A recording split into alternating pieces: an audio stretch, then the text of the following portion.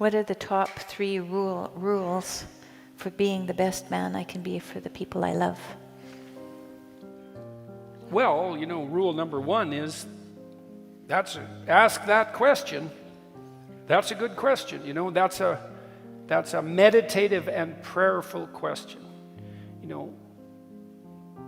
I don't think there's any difference, by the way, between prayer and thought. I think that thought is secularized prayer. I think that's even true, like evolutionarily and historically. And then the question is, well, what is prayer? And by implication, thought.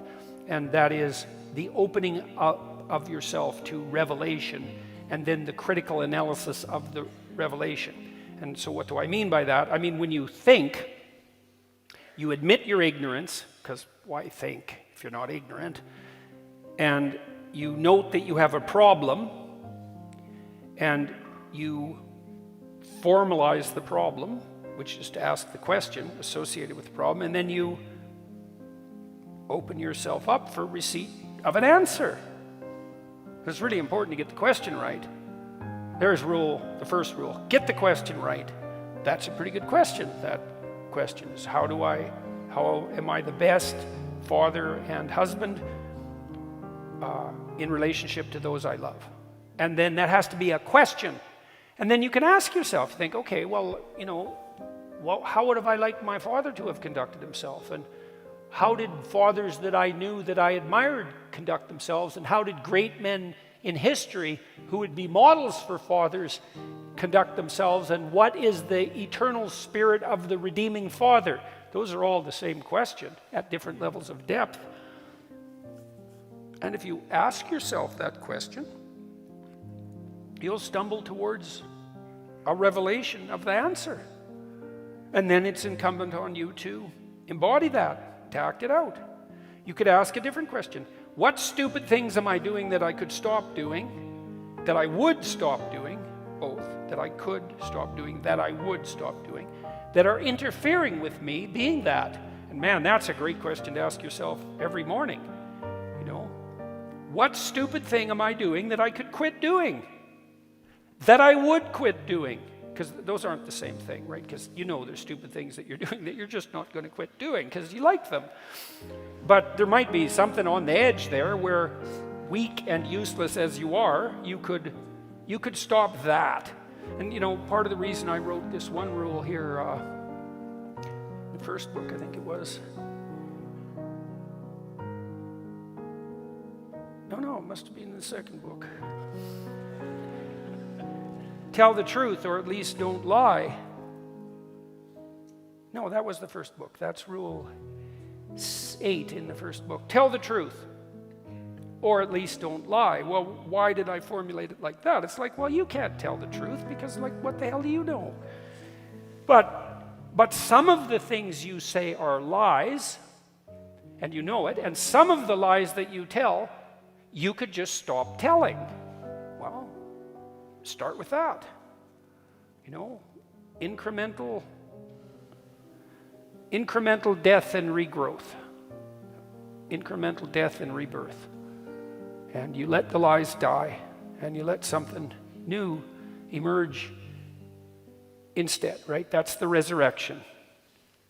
So you let the spirit of deceit perish, and you let the eternal spirit of redemption arise in its place. And that's really good for you, and it's really good for your wife. It'll spice up your sex life like mad, and because she'll actually want to have you around. And that's kind of useful if you're trying to seduce someone, even your wife, who you might think is otherwise obligated, and perhaps she is, but I don't know how much fun that is. Obligatory sex. It's like,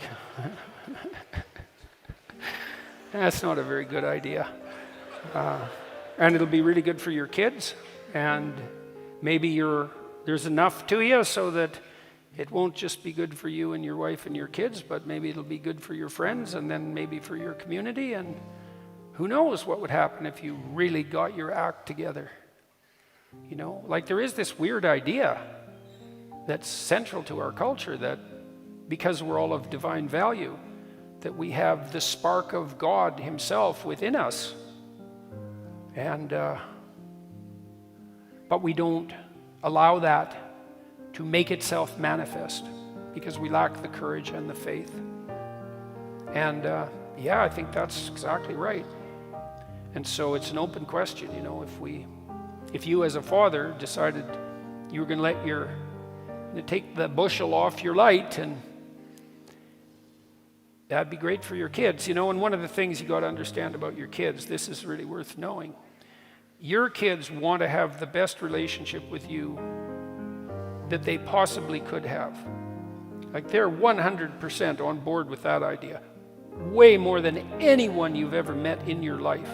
And that means you could have the best relationship with your children that you've ever had with anyone. That's what they offer you. And it's up to you to realize that. And you could. And that's a hell of that's a good opportunity, man. You know, even if you've been beat around a lot and betrayed and hurt, you've got those little kids and they're thinking, what do you want to do, Dad? You know, and if you're bitter,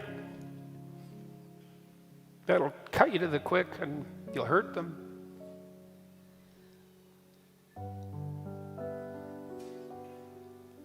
You don't want to do that. So, hey man, you're asking the right question, so good luck with it, and congratulations on your pregnancy, or your wife's pregnancy, because men, by the way, can't get pregnant.